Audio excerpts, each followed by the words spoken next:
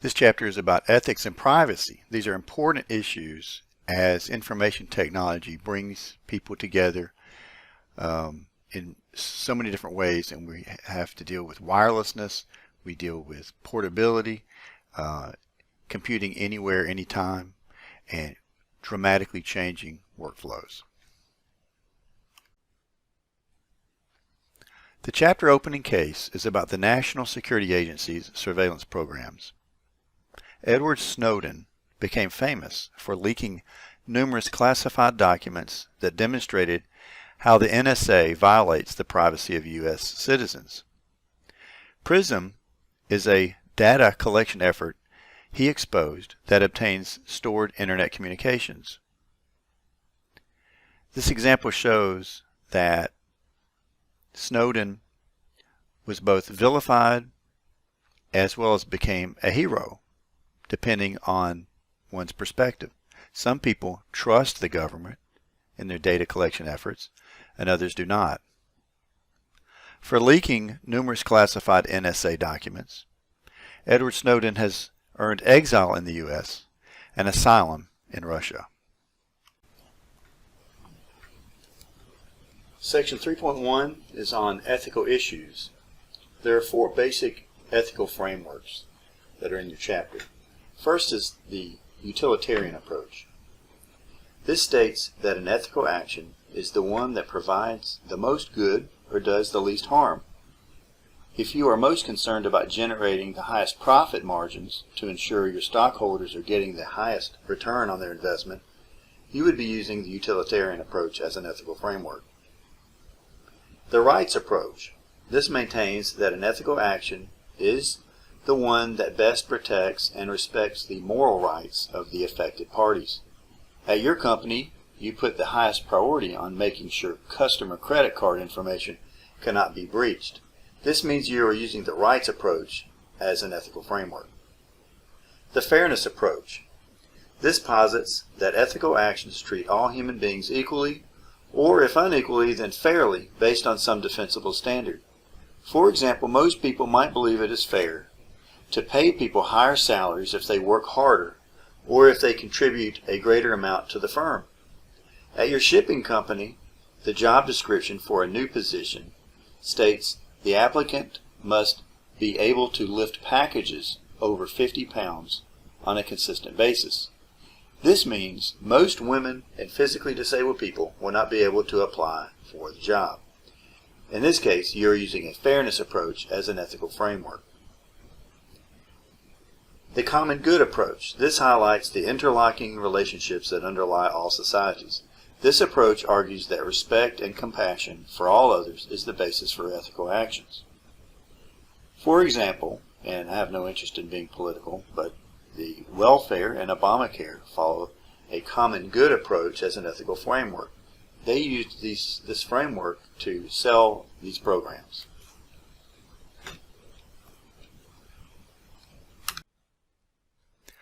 When we think about ethical issues in a corporate environment, there are 3 main factors.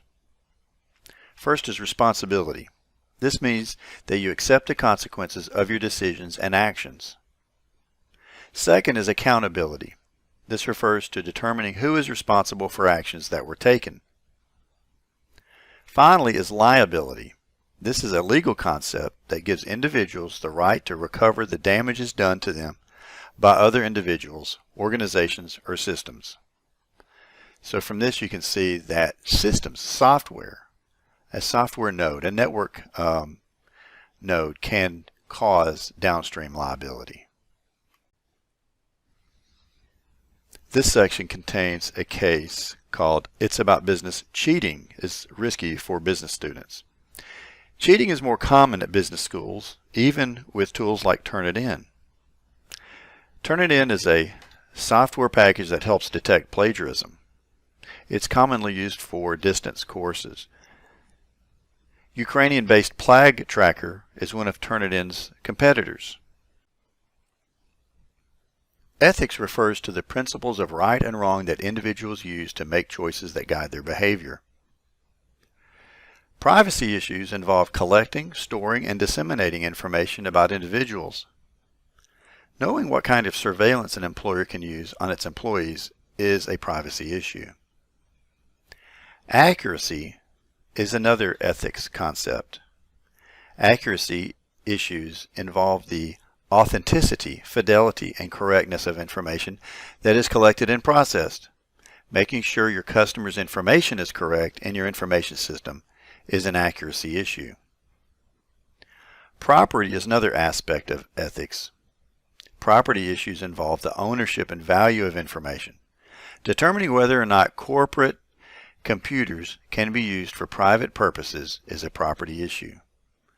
Accessibility issues revolve around who should have access to information and whether they should pay a fee for this access. Determining whether or not you are allowed to sell your customers' information to a telemarketer is an accessibility issue. Your chapter includes a case. It's about business. Cheating is risky for business students. This is about Turnitin software, which is a package that helps detect plagiarism. Cheating is more common at business schools, even with tools like Turnitin. Ukrainian-based Plag Tracker is one of Turnitin's competitors. This shows how quickly and globally software competition can become. Privacy is the focus of Section 3.2. Privacy is the right to be left alone and to be free of unreasonable personal intrusions. The right of privacy is not absolute. Information privacy is the right to determine when and to what extent information about you can be gathered and or communicated to others. A digital dossier is an electronic profile of you and your habits.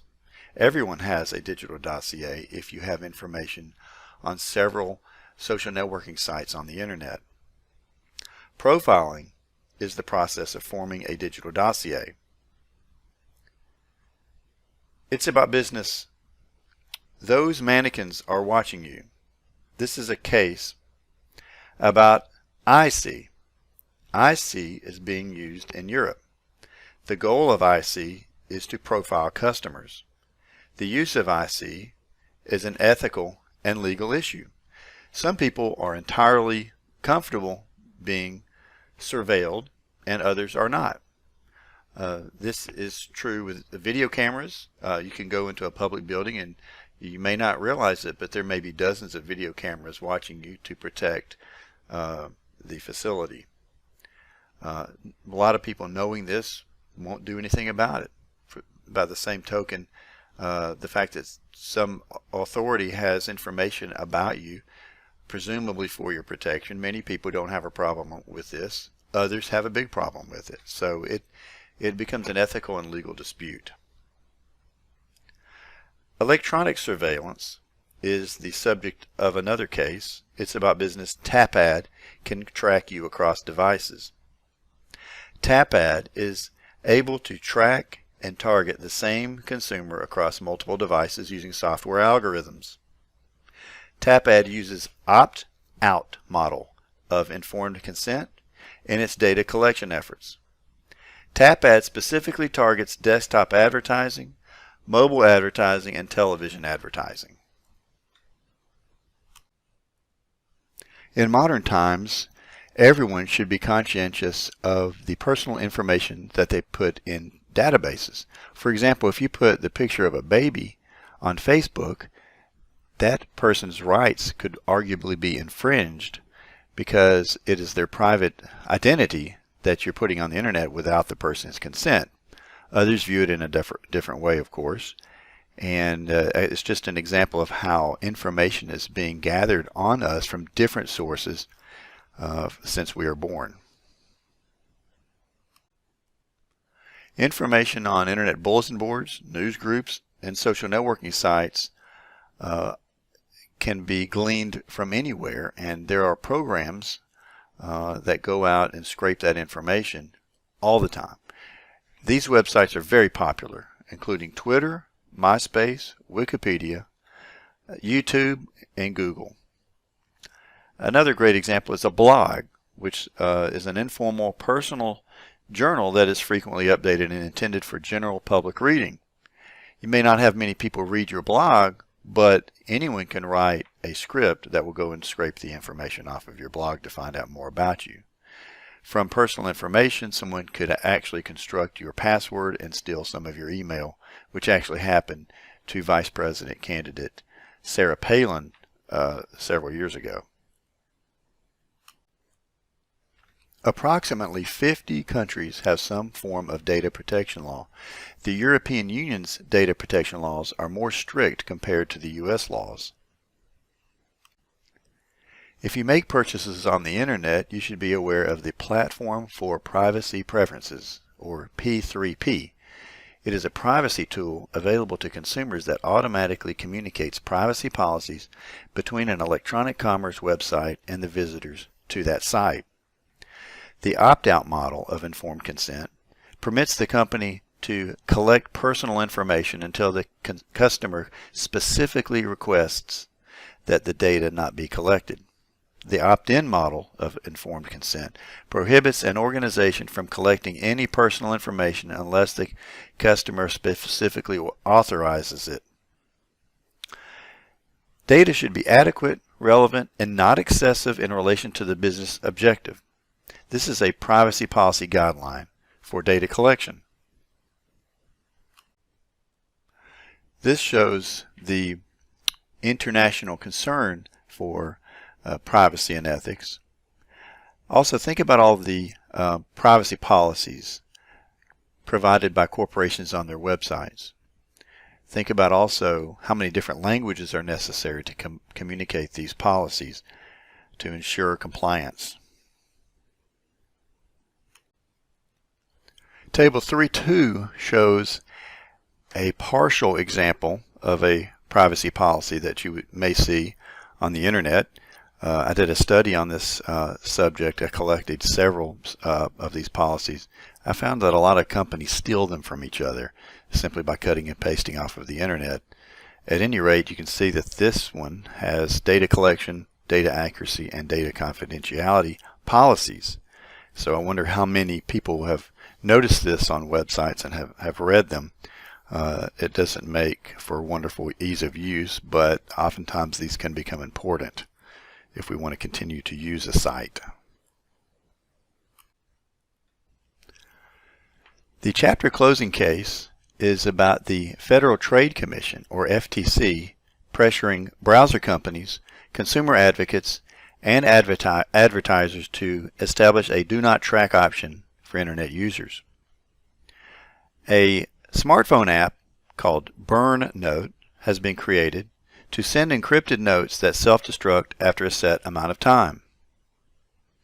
This concludes our third chapter on ethics and privacy. Thank you.